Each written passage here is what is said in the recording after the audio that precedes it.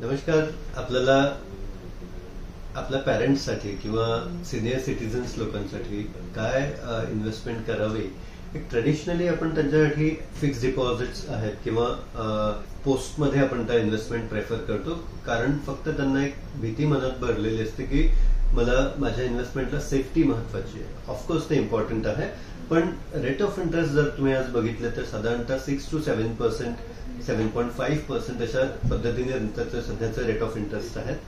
पण आपण एक दुसरी बाजू लक्षात घ्या की याला सर्वोत्तम एक ऑप्शन अवेलेबल आहे, तो म्हणजे सिस्टमॅटिक विड्रॉवल प्लॅन, SWP त्याला म्हणतात. सिस्टमॅटिक विड्रॉवल प्लॅन वर्क कसं करतं तर साधारणतः आपण जी काही इन्व्हेस्टमेंट दिली असते त्याच्या व्याजाच्या स्वरूपात म्हणा किंवा त्याच्या रिटर्नच्या स्वरूपात दर महिन्याच्या खर्चासाठी सुद्धा पैसे दिले जातात आणि महत्वाचं की तुमचं प्रिन्सिपल जे आहे ते सुद्धा अप्रिशिएट होत राहतं. सो दोन्ही बाजूने हा फायदा होतो, जो की तुम्हाला FD किंवा पोस्टच्या इन्व्हेस्टमेंट्समध्ये ह्या गोष्टी मिळत नाहीत.